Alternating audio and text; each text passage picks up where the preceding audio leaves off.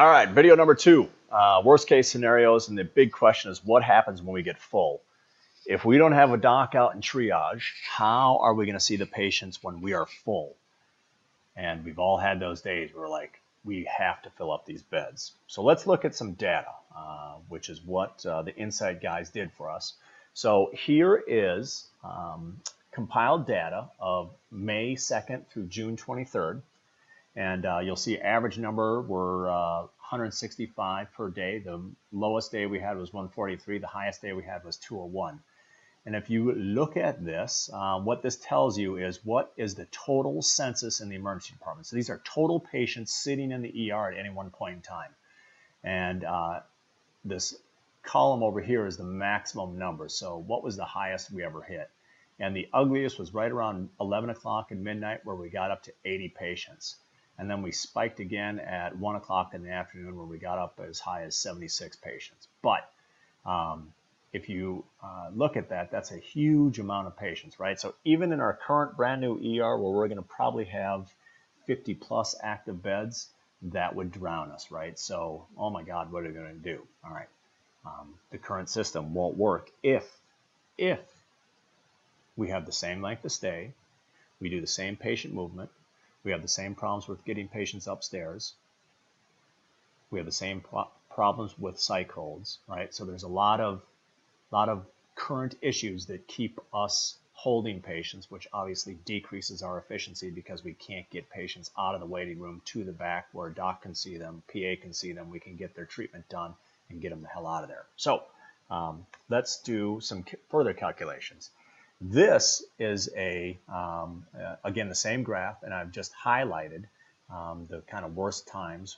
You'll see, again, no surprise, late morning, early afternoon, and very early around midnight. Hourly arrivals, the other thing I've highlighted is we hit our peak hourly arrival right around 10 or 11 a.m.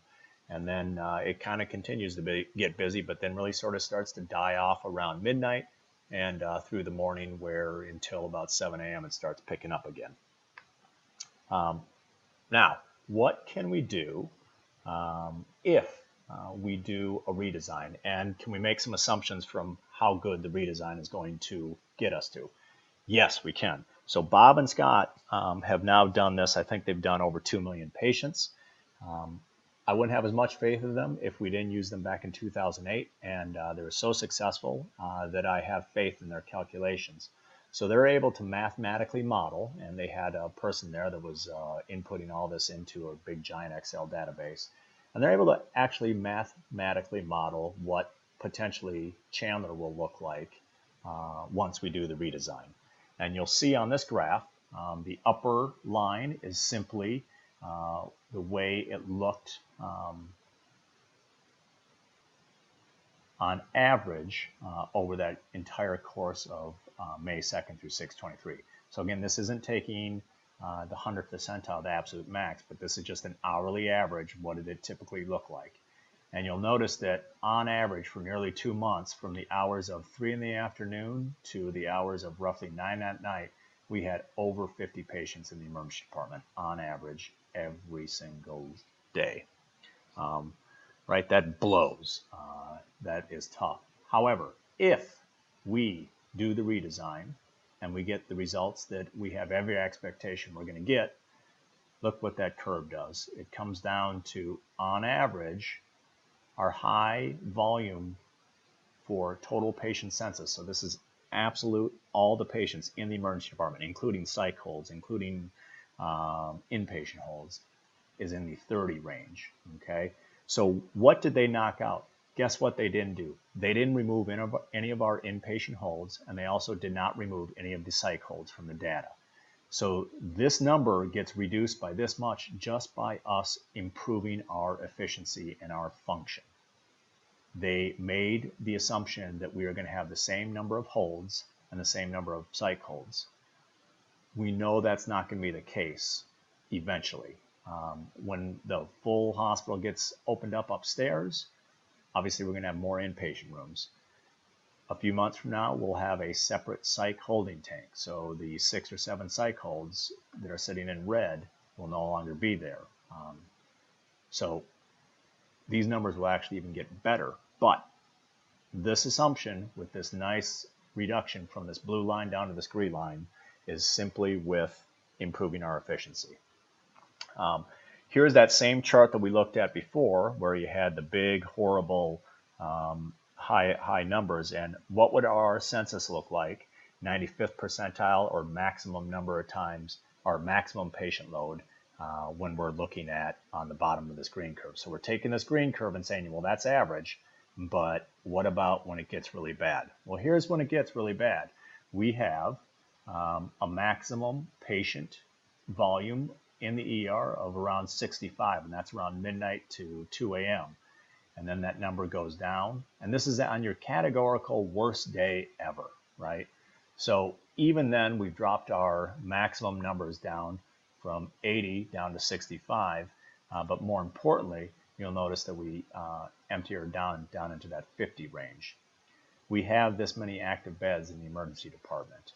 With the internal waiting lounges, we've created probably another 20 to 25 additional beds. So our ED is almost a 70-bed unit with the additional sort of fake internal beds. Does maximum occur 24 hours, 24/7? No, not unless there is a obvious disaster of some epic proportion. So that's not going to happen. If you look at the 50th percentile, that's that curve that we saw in green. And then if you look at, heavier and lighter days, but I'll let you stop and study that slide. So with this answers the big giant question. What happens when we get full? It's really going to be a very rare event that we don't have a bed to immediately bring a patient back, put them into, and have a physician or a PA see them. Now, again, remember, patients don't own their bed. So if the patient doesn't need to stay in that bed, they're going to be efficiently moved to a nearby internal waiting lounge that is set up for that purpose, right? It's not going to be a big pain in the butt where, hey, we need to have you go back out to the waiting room, which is a big giant pain right now. These are going to be internal lounges where the patient thinks, oh, this is kind of nice. All right. So again, this is just a repeat of that slide, what I was mentioning above.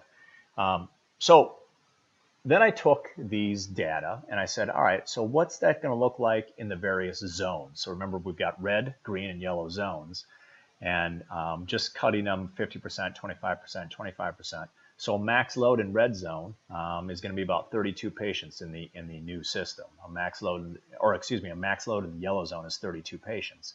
A max load in the red zone is going to be about 13 patients. A max load in the green zone is going to be about 13 patients. So that means when we're at our worst, so we're holding 60 patients in the emergency department, where are they going to be spread out? And again, the yellow zone is going to be the big chunk, but we might have 13, 14 patients sitting in red. Now, remember what I said. These are patients that we are not, what are the populations we're not backing out? We're not backing out the holds, and we're not backing out the psychs. So perhaps of that 13 patients sitting in red, maybe 5 or 6 of those are psychs. So now you really only have 7 active patients. And then how many of those are new versus how many of those are holds waiting to go upstairs that honestly don't give us much issue. So when you start breaking it down that way, you'll understand that the yellow zone is going to be obviously the zone that we need to control. Those docs are going to be the most important factors of keeping the department moving. The red zone docs will have sick patients, but their volume and flow is going to be such that it's going to be tolerable. And then the green zone, that's just going to be a nice constant flow where the physician's assistants are moving them forward. And obviously they're going to need the docs to help out and get back there, see the patients when they have a moment to, and make sure everything is online for discharge. All right, question of the day. And it was by one of my colleagues, and he said, so we spent a lot of money, and we're basically going back to a pod system and having the nurse triaging again. So exactly what we had back in 2003 when we first started here, we're going back to again.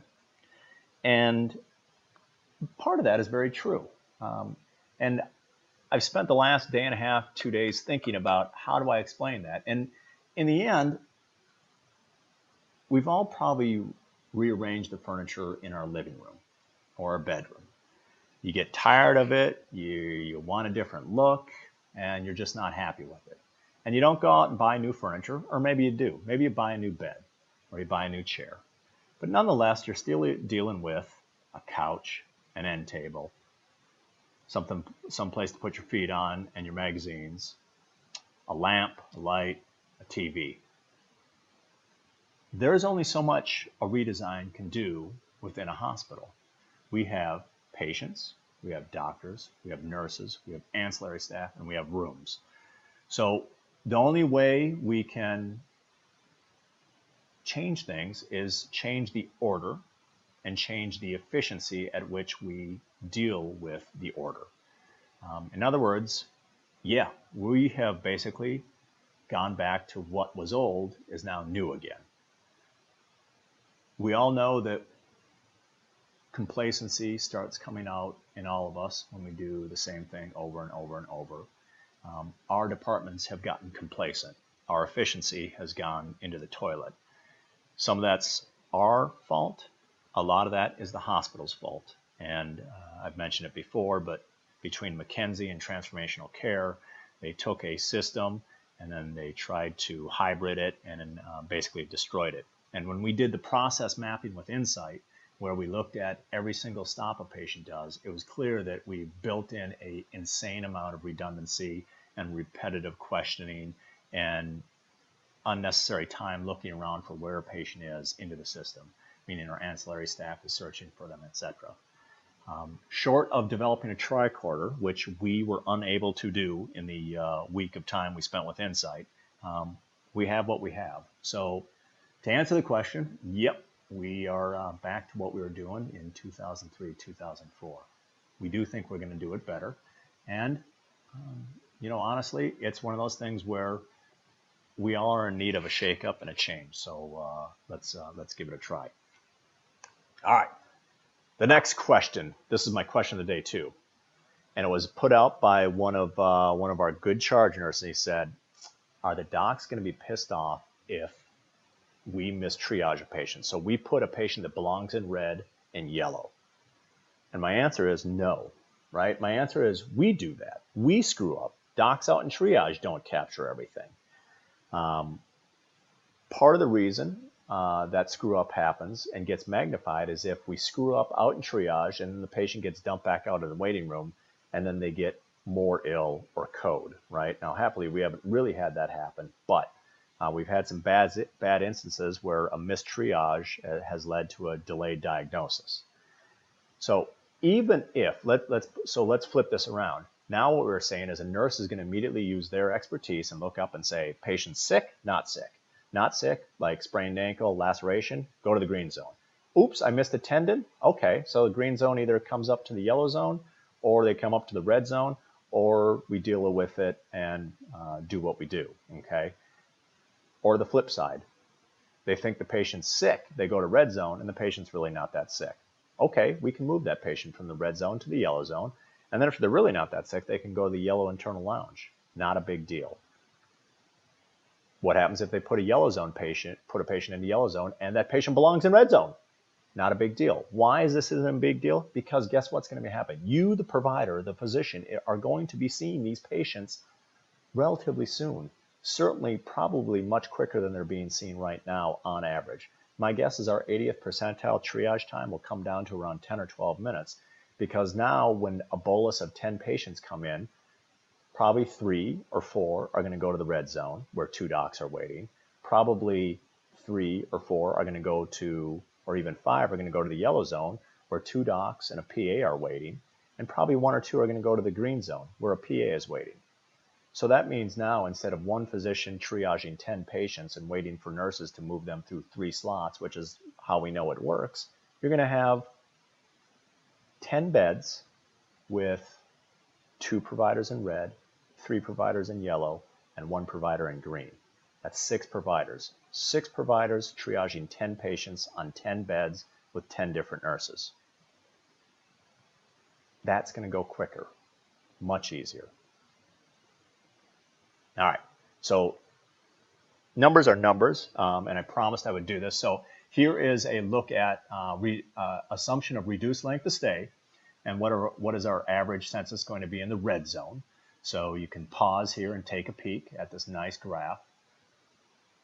The orange, and realize the orange and the yellow, when we were designing the system, we created both orange and yellow. And what orange patients were patients that actually needed to stay in a bed. So think of your nausea, vomiting, diarrhea that are just persistently vomiting. And they're going to stay. We're not going to kick them into an internal waiting lounge. However, the yellow patients would be more of the kidney stones that, oh, I'm feeling much better and I'm just waiting for my CT result. So you have to combine both orange and yellow into a census, and that encompasses the entire yellow pod. Then here's the green hourly census, and you can see there'll be days and there'll be moments where that census is going to get high. We might have 10 or 12 fast-track patients sitting there. That's okay, because 7 of them might be waiting for x-rays, waiting for a CT of the head and the fall down and I hurt my head, those type issues. So that's fine. All right. As I promised, here is an actual day that occurred on Thursday morning. And that was the 8 a.m. doc. I think Butler and Laney were the other. I know Butler and Laney were the other 2 docs. And it seemed like the world was opening up on us from 8 a.m. to 10 a.m. We could barely keep up.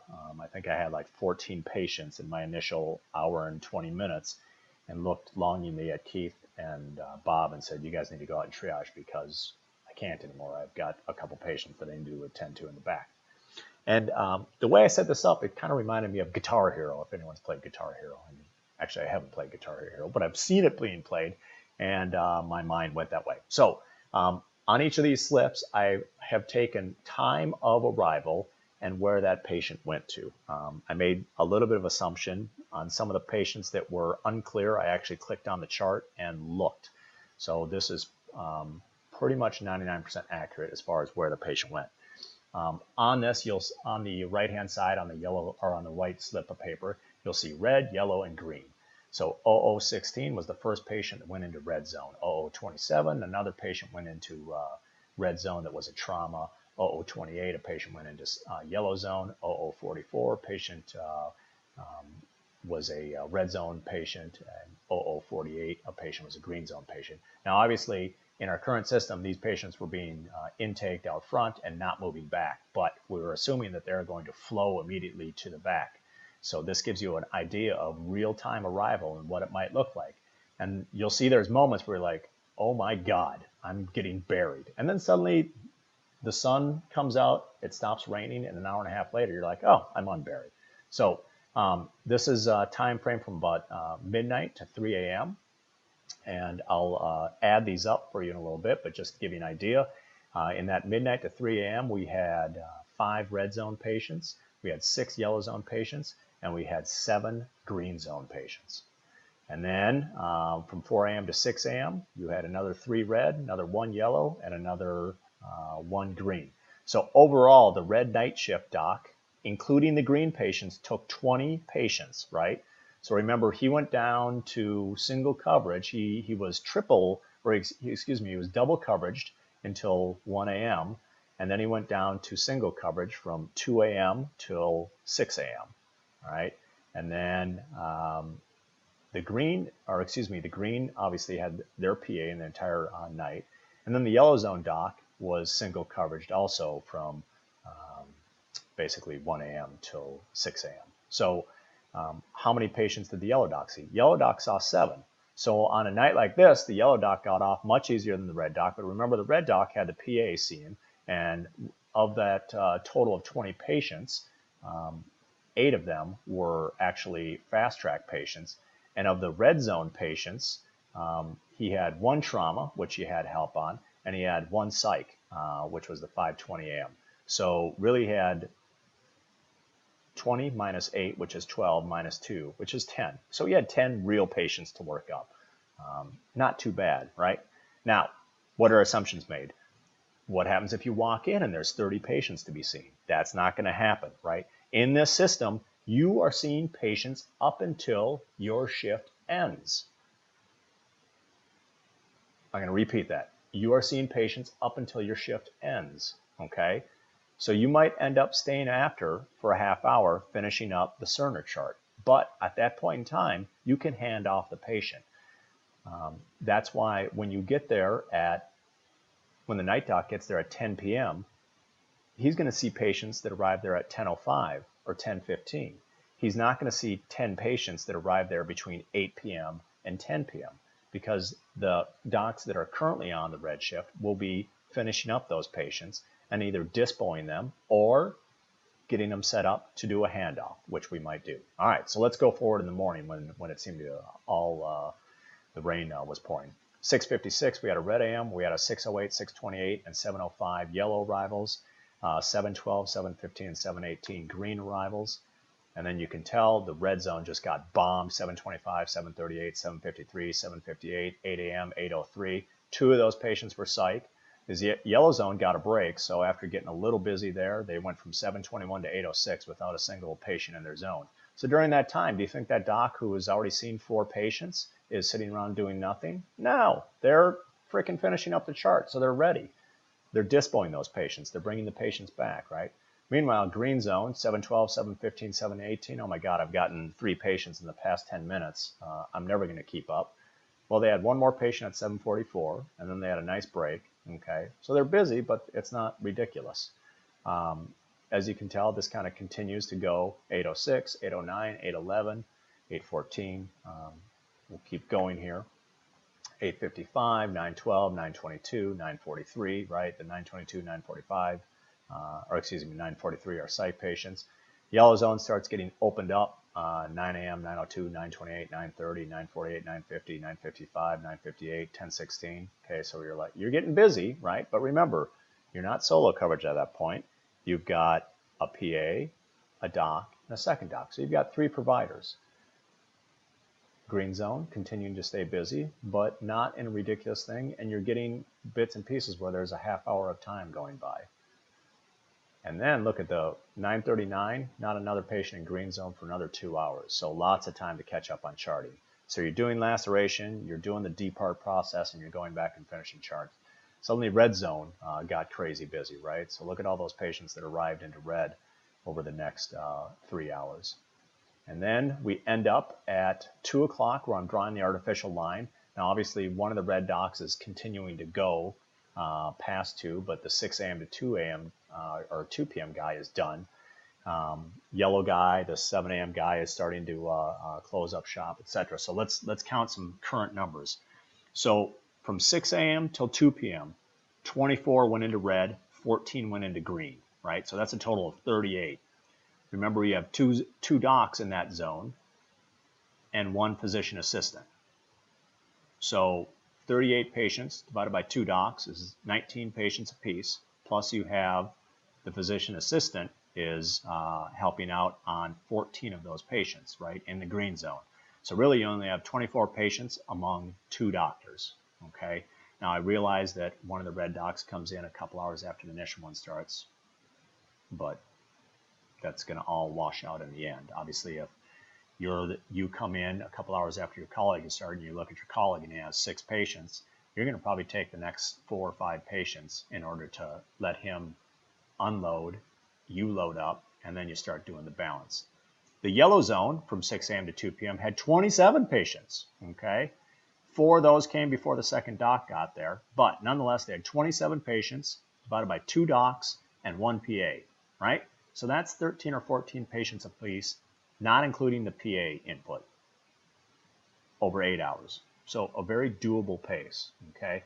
Here's going into the afternoon to give you an idea of flow. And remember, at this point in time, we have 2 docs in red, 2 docs plus a PA in yellow, and the green PA, and it keeps going. So I didn't add up through the night, but the flow was about the same. In fact, actually, the flow died down. This was the busiest flow was during these times.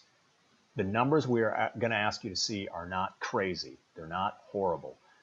So that's it. All right. Last part of this video is just a simple tour of a patient walking into the ER and getting seen by the going to the yellow side. So here it goes. So patient walks in. This is the front entrance. This is the lobby. The nurse will buzz them through this door. That's where the nurse will be sitting. They're going to sit down in this desk area. While there, they're going to be seen by a registration person sitting there who does their quick reg, and the screening nurse who says hi, hello, says, are you sick, red? Are you not sick, green? Or are you monkey in the middle, yellow? To aid in their decision, they're doing a simple pulse ox. They're not documenting that pulse ox. They're not asking if the patient feels safe at home, and they're not asking what medications they're on. They are just doing quick, boom, 1 minute type issue. All right, so the patient then goes, all right, you're going to come with us to the yellow zone, Mr. Kidney Stone. So they're going to walk back here. They're going to take kind of a left, and they're going to go back out, sort of a back doorway. And for those who haven't been in the new emergency department, I'll just give you kind of a bird's eye view. So they'll walk through this, and they're going to look to the left at the waiting room that they just walked into that was empty, and they're going to say, oh, where the hell are you taking me now? And they're going to go in the back into hallway basic 1 of the yellow zone. So each of these areas have nice stretchers. This is a docs area and PA area where they'll be working, and they'll get roomed into one of these areas. And that is it. The internal lounge is literally, the internal lounge, if you look, is going to be on this back corner of the waiting room. So the waiting room is going to be split into 2. Through a lovely bit of trickery, we're going to bring them out a backside door that exists that lets them, the patient won't probably realize that they're in the waiting room, to be honest with you. In the yellow zone, there's another hallway that parallels that hallway that I walked down. That hallway actually has monitoring capability in the event that we need to do that. That's going to be very rare, but it's possible. So that's a yellow zone patient. Remember, those are patients that get bedded. If they're comfortable enough, they go to the internal lounge. If they're not comfortable, we have roughly 25 beds in that area to take care of patients. So that's yellow. Next video tomorrow, I'll show you guys a quick video of the red as well as the green zone. And then I'm sure I'll get a question of the day today and continue the education push. Thank you very much. Sorry this one went long at 27 minutes.